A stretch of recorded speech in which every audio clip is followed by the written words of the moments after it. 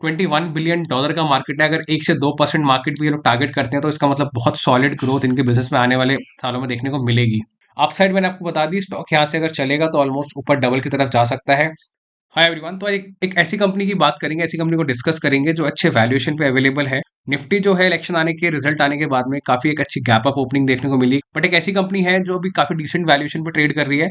इसको investment perspective से हम लॉन्ग टर्म एंगल से देख सकते हैं और काफी इसका जो मैनेजमेंट है सॉलिड है, इसका प्रोडक्ट पोर्टफोलियो सॉलिड है, बैलेंस शीट काफी हेल्दी है। ये स्टॉक मुझे समझ आता है, बट इसका मतलब ये नहीं है कि आप स्टॉक को कल जाके खरीद लोगे। वीडियो सिर्फ एजुकेशन पर्पस के लिए है। स्मॉल कैप कंपनी है, रिस्क थोड़ा ज्यादा है। अगर आप स्मॉल कैप कंपनीज में इन्वेस्ट करते हो तो आप उसको जरूर कंसिडर कर सकते हो। प्लस फार्मास्यूटिकल सेक्टर की कंपनी है। फार्मास्यूटिकल सेक्टर अभी इतना ज्यादा चला नहीं है। बहुत सारी कंपनीज हैं जो जिनका स्टॉक प्राइस अभी ऑलमोस्ट डबल हो गया। जैसे एक कंपनी है कैपलिन पॉइंट।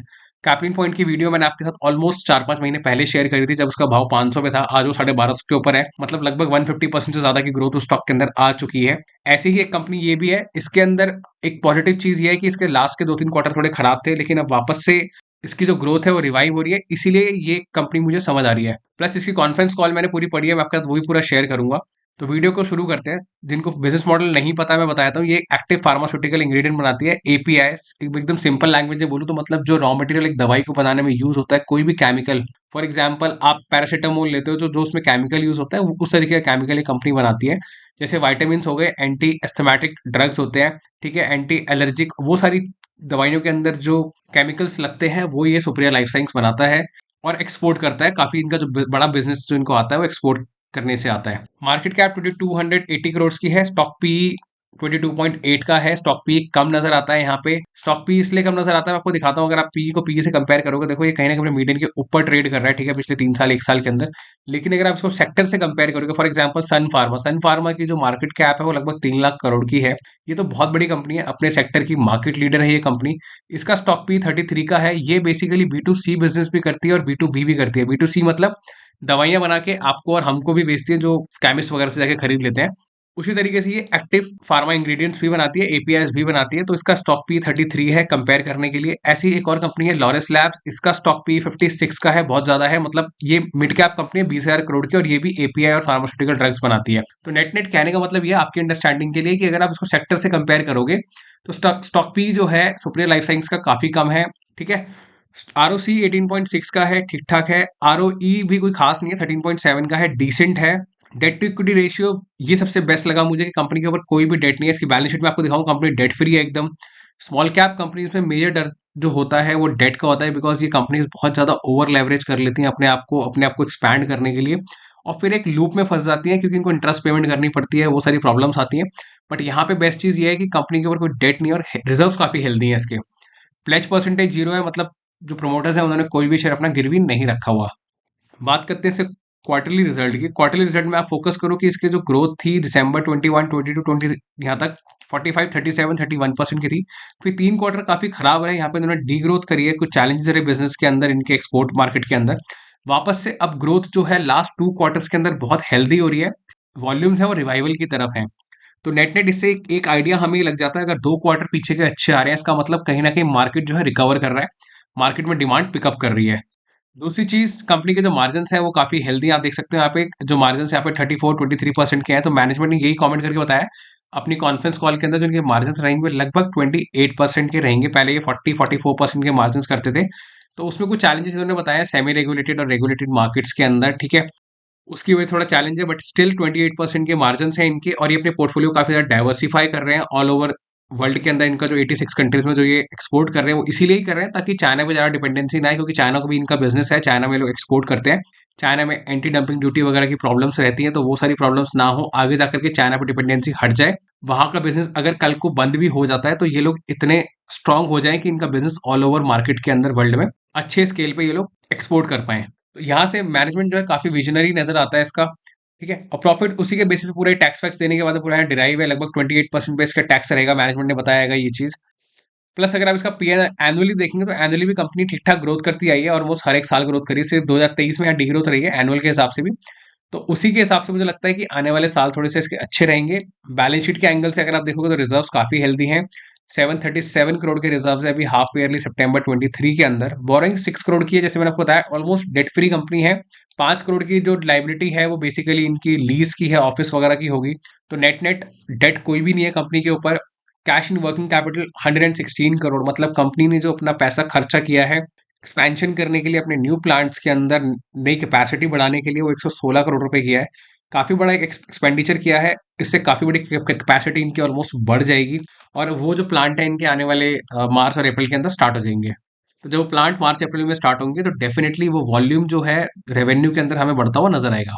इन्वेस्टमेंट्स हेल्दी है 57 करोड़ की, तो नेट नेट बैलेंस शीट काफी स्ट्रांग है। इन्वेस्टर्स पोर्टफोलियो की बात करें, ये भी काफी हेल्दी नजर आता है। 68% की होल्डिंग प्रमोटर की देखो आप 2021 से लेकर अभी तक बिल्कुल स्टैग्नेंट है, प्रमोटर ने अपना स्टेक नहीं बेचा है। पॉइंट 6.7% लगभग इन्होंने खरीदा है, जो कि एक स्ट्रॉन्ग पॉइंट है, प्रमोटर की अच्छी कन्विक्शन है अपनी कंपनी में। एफआईआईडीआई की होल्डिंग ठीक ठाक है, लगभग 12% की, और पब्लिक के पास 19% की। तो नेट नेट स्ट्रॉन्ग हैंड्स के पास 81% का स्टेक है, वीक हैंड्स के पास 19% है। शेयर होल्डिंग पैटर्न यहाँ पे हेल्दी स्ट्रॉन्ग है। अब बात करते हैं कॉन्फ्रेंस कॉल की। कॉन्फ्रेंस कॉल इसीलिए इंपॉर्टेंट है क्योंकि कॉन्फ्रेंस कॉल में काफी सारी ऐसी बातें पता लगती हैं जो बिजनेस की ग्रोथ ड्राइवर्स के बारे में बताती है। मैनेजमेंट का व्यू पता लगता है इससे हमें कि कितनी ज्यादा दम है मैनेजमेंट में, क्या वो लोग जो बात कर रहे हैं कि आगे वो लोग कंटिन्यू कर पाएंगे उसी चीज को, वॉक द टॉक जिसको हम कहते हैं, कि वो ग्रोथ कंटिन्यू हो पाएगी कि नहीं हो पाएगी। तो इन्होंने कॉन्फ्रेंस कॉल की स्टार्टिंग के अंदर ये बताया कि इन्होंने अनाउंस किया है कलिंगा इंस्टीट्यूट ऑफ टेक्नोलॉजी के साथ इन्होंने 2 अग्रीमेंट किए हैं। पहला अग्रीमेंट इन्होंने किया है ओरल कैंसर डिटेक्शन किट, ठीक है, कैंसर को डिटेक्ट करने वाली किट ये लोग बनाएंगे जो कि ओरल कैंसर होता है। प्लस दूसरी चीज quick blue wound heal gel बनाएंगे ये लोग। 2 चीज के लिए इनकी रिसर्च चल रही है। अगर वो बन जाता है प्रोडक्ट, उसके बाद में वो प्रोडक्ट जब डेवलप हो जाएगा, तो जब ये दोनों प्रोडक्ट इनके डेवलप हो जाएंगे तो ये प्रोडक्ट टेस्टिंग के अंदर जाएंगे, फिर कमर्शलाइजेशन होगा, अप्रूवल के बाद में फिर मार्केट के अंदर ये प्रोडक्ट आएंगे। तो मतलब लगभग उसमें 1-2 साल लग जाएंगे। तो अभी शॉर्ट टर्म में हमें ज्यादा उम्मीद नहीं करनी चाहिए उस रेवेन्यू की।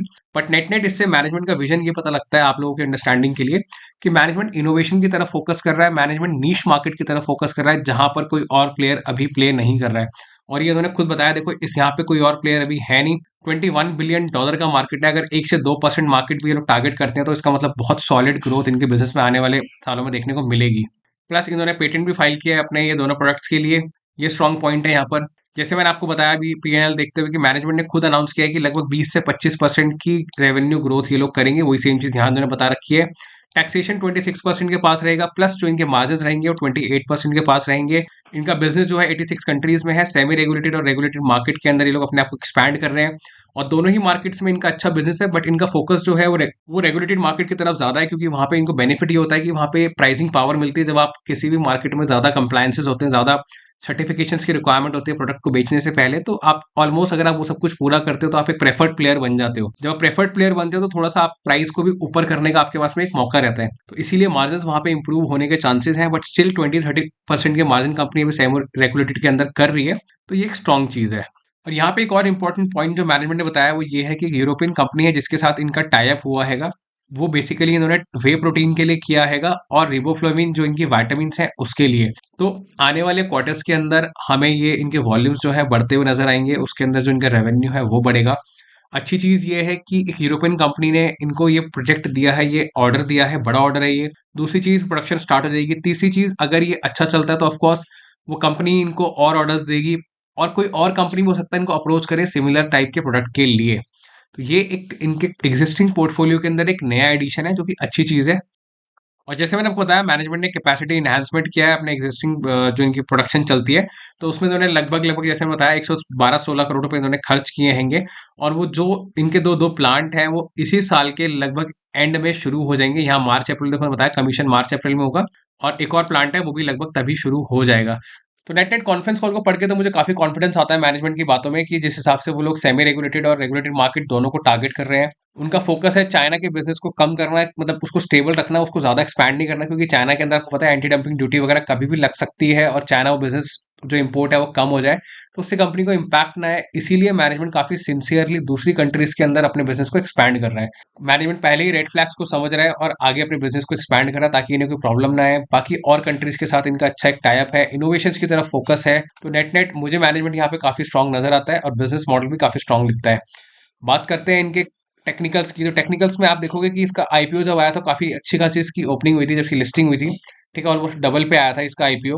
और उसके बाद में ठीक ठाक अच्छी ग्रोथ रही, फिर बुल रन के अंदर इसने अच्छा परफॉर्म किया, फिर स्टॉक थोड़ा नीचे आया, 2-3 क्वार्टर थोड़े खराब आए, जैसे हमने देखा था क्वार्टरली रिजल्ट के अंदर, ये क्वार्टर जब खराब आया तो मार्केट ने ऑलमोस्ट इसको हाफ से भी नीचे स्टॉक प्राइस को ले आया, लगभग 180 का इसने बॉटम बनाया, उसके बाद में ठीक ठाक इसमें अपसाइड देखने को मिली, 300 के भाव तक गया स्टॉक, और वापस से ये 240 के लेवल तक आया अभी, ठीक है, जब सेंटीमेंट थोड़े नेगेटिव हुए बाजार में दोबारा से 240 के भाव पे आया, फिर से भी ऊपर जाने की कोशिश कर रहा है स्टॉक, ठीक है। तो कहने का मतलब ये है कि अगर आप टेक्निकल्स को देखते हुए बोलोगे तो मुझे स्टॉक प्राइस थोड़ा सा मजबूत दिखता है, वो इसीलिए क्योंकि अगर मैं इसको वीकली में करके दिखाऊं आपको, तो काफी अच्छा वॉल्यूम यहाँ पे आपको देखने को मिला था, यहाँ पे वॉल्यूम इसने सस्टेन किया है ऊपर 200 डे मूविंग एवरेज के ऊपर, इसने वॉल्यूम सस्टेन किया। अगर यहाँ आगे और सस्टेन होगा तो गिरावट देखने को कम मिलेगी आपको, यहीं से स्टॉक आपको ऊपर चलता हुआ नजर आएगा।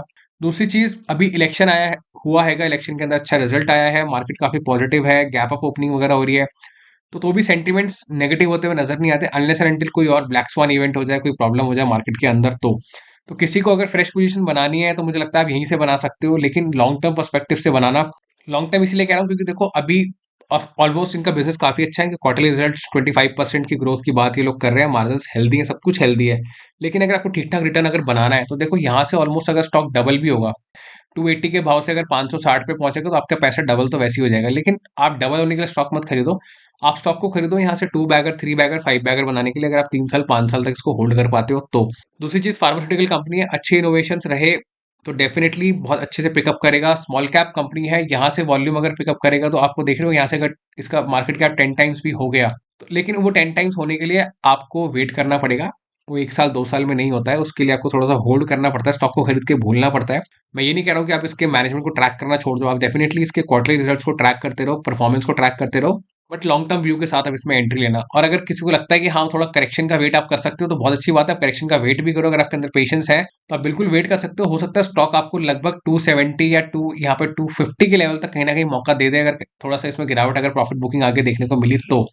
अपसाइड मैंने आपको बता दी, स्टॉक यहाँ से अगर चलेगा तो ऑलमोस्ट ऊपर डबल की तरफ जा सकता है, अगर रिजल्ट अच्छे इसके आते रहे। मेरी तरफ से कोई भी रिकमेंडेशन नहीं है, कोई भी एंकरेजमेंट नहीं है आपको इसमें बाय सेल करने के लिए, मुझे स्टॉक समझ में आता है, जिस हिसाब से मैंने पूरी एनालिसिस करी है, इसकी बैलेंस शीट जो है डेट फ्री है, ये सबसे मेरे को स्ट्रॉन्ग पॉइंट लगता है, प्लस प्रमोटर खुद अपना स्टॉक सेल नहीं कर रहा है यहाँ पे, ये भी स्ट्रॉन्ग चीज। देखो छोटी छोटी चीजें होती हैं जो हम देखते हैं, बाकी तो लोग देखो इसमें काफी बोलेंगे आर ओ सी काफी कम है, ये कम है वो कम है, बट हर एक चीज देखो एनालिसिस पैरालिसिस हम नहीं कर सकते, काफी बार हमें मैनेजमेंट के कन्विक्शन के साथ चलना होता है कि मैनेजमेंट का विजन कैसा है, मैनेजमेंट स्ट्रांग है तो वो कुछ ना कुछ कंपनी में बड़ा करेगा ही करेगा। अगर उन्होंने बिजनेस इतना बड़ा ग्रो कर दिया, अगर इसके एनुअल रिटर्न्स को देखोगे तो यहाँ से उन्होंने रेवेन्यू देखो डबल से ज्यादा कर दिया है 3-4 सालों के अंदर, तो आगे भी कुछ ना कुछ करेंगे, वही कन्विक्शन आपको रखनी होगी। तो नेट नेट देखो यही है पूरा एनालिसिस, आपको कोई भी क्वेश्चन और स्टॉक से रिलेटेड आप जरूर कमेंट में पूछना, जरूर मैं आपको आंसर करूंगा। आपका क्या व्यू है फार्मास्यूटिकल सेक्टर को लेकर के, आपको क्या लगता है ये स्टॉक चलेगा नहीं चलेगा, वो भी जरूर बताना।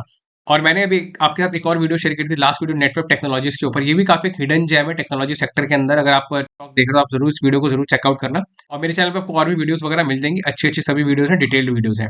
तो इस वीडियो के लिए इतना ही, मिलते हैं अगली वीडियो में, थैंक यू सो मच।